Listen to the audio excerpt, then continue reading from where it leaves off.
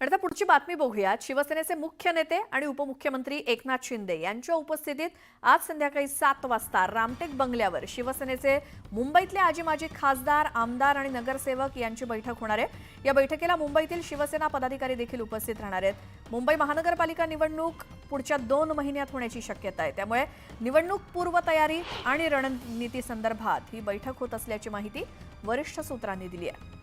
अधिक माहितीसाठी जाऊयात, आमचे प्रतिनिधी उदय जाधव आपल्या सोबत आहेत। उदय, आज संध्याकाळी शिवसेनेची 7 वाजता होणारी बैठक, काय काय विषय? शिवसेनेची आज महत्वाची बैठक रामटेक या बंगल्यावरती नियोजित करण्यात आलेली आहे। रामटेक या बंगल्यावरती शिवसेनेचे मुख्य नेते एकनाथ शिंदे यांच्या उपस्थितीमध्ये ही महत्वाची बैठक होणार आहे। शिवसेनेचे मुंबईतील आजी माजी खासदार, आजी माजी आमदार आणि त्याचबरोबर आजी माजी नगरसेवक आहेत, त्यांना या बैठकीसाठी निमंत्रित करण्यात आलेले आहे। त्याचबरोबर शिवसेना संघटनात जे मुख्य पदाधिकारी आहेत त्यांना देखील या बैठकीसाठी निमंत्रित करण्यात आलेले आहे। पुढील 2 ते 2.5 महिन्यांमध्ये मुंबई महानगरपालिकेच्या निवडणुका ज्या आहेत त्या देखील होण्याची शक्यता आहे। त्या दृष्टिकोनातून नियोजन पूर्व म्हणजे एकूणच निवडणूक पूर्व आढावा बैठक ही असणार आहे। एकूणच रणनीती संदर्भात देखील या बैठकीत जी आहे चर्चा जी आहे केली जाणार असल्याची माहिती मिळते। मुंबई महानगरपालिका अतिशय महत्वाची महानगरपालिका आहे आणि ही महानगरपालिका जिंकण्यासाठी शिवसेनेकडून आतापासूनच रणनीती आणि एकूणच निवडणुकीच्या तयारीचा आढावा आणि बैठका ज्या आहेत ते घेण्याचं सत्र आता सुरू झालेलं आहे। उदय, धन्यवाद या माहितीसाठी।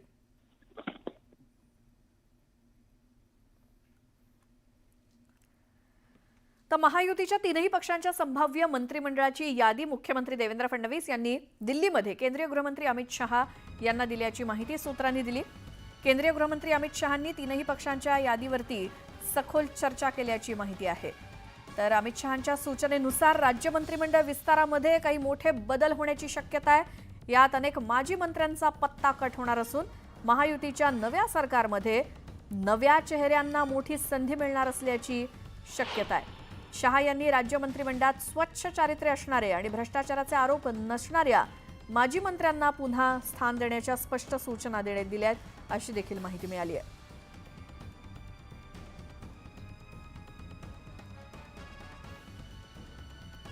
देवेंद्र फडणवीस आणि अमित शहा यांची दिल्लीमध्ये खलबत झाली।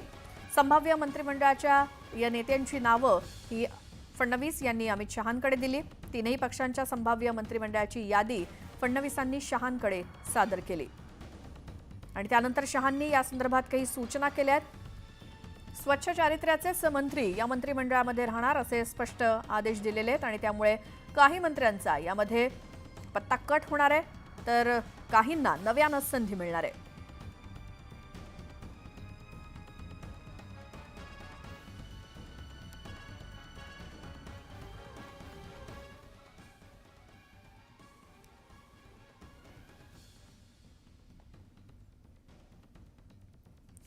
आता या मंत्रिमंडळ विस्तारामध्ये गृह आणि अर्थ खातं हे भाजपकडेच राहणार आहे असं सूत्रांकडनं कळतंय। मंत्रिमंडळ विस्तारामध्ये भाजपचा वरचष्मा राहणार आहे। नंबर 1 ची सगळी खाती भाजपकडे राहणार असं एका बाजूला कळतंय। तर दिल्लीतील बैठकीची इनसाइड स्टोरी ही आता समोर आली आहे। त्यामध्ये नगरविकास खातं हे शिवसेनेला मिळण्याची शक्यता आहे, तर राष्ट्रवादीच्या पदरात महसूल खातं पडण्याची शक्यता आहे। सार्वजनिक बांधकाम खातं देखील सोडण्याची भाजपची तयारी आहे। एकनाथ शिंदे आणि अजित पवार यांच्यासोबत अंतिम चर्चा झाल्यानंतर अधिकृत घोषणा केली जाईल। मात्र मंत्रिमंडळ विस्तारामध्ये भाजपचा वरचष्मा राहणार आणि नंबर 1 ची सर्व खाती भाजपकडे असणार असं सूत्रांनी सांगितलंय। नगरविकास खातं मात्र शिवसेनेला मिळण्याची शक्यता आहे, तर राष्ट्रवादीच्या पदरात महसूल खातं पडण्याची शक्यता आहे। अधिक माहितीसाठी जाऊया, तुषार उपणवर आमचे प्रतिनिधी आपल्या सोबत आहेत। तुषार, 20 खाती तर भाजपला मिळणार आहेत हे आपल्याला माहितीच आहे। काय कोणती महत्त्वाची भाजपकडे असणार आहेत, बाकी कोणकोणती दुसऱ्या पक्षांना दिली जातील? वरचष्मा हा मंत्रिमंडळात भाजपचाच राहणार आहे, काय त्याबद्दल? श्वेता, मंत्रिमंडळ विस्तारासंदर्भामध्ये दिल्लीमध्ये वेगवान घडामोडी घडताना पाहायला मिळतात।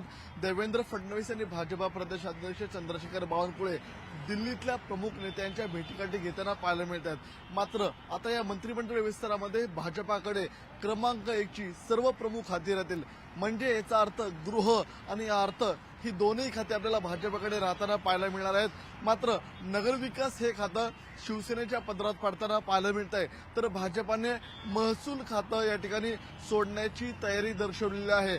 महसूल हे खातं भाजपाकडे होतं.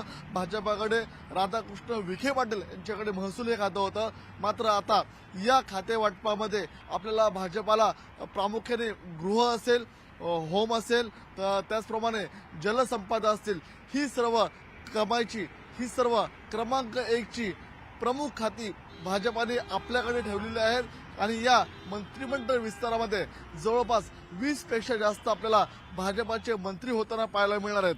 गेल्या काही दिवसांपासून चर्चा सुरू होत्या की अर्थ खातं हे राष्ट्रवादीला जाणार आहे, गृह खातं हे शिवसेनेला जाणार आहे. बरं. मात्र आपल्याला दिल्लीमधल्या खात्रीलायक सूत्रांकडून जी काल बैठक झाली त्यातली जी इनसाइड स्टोरी आहे हां. ती म्हणजे गृह आणि अर्थ ही दोन प्रमुख खाती भाजपाकडेच राहणार आहेत. बरं, धन्यवाद या सगळ्या माहितीसाठी तुषार. आपण आता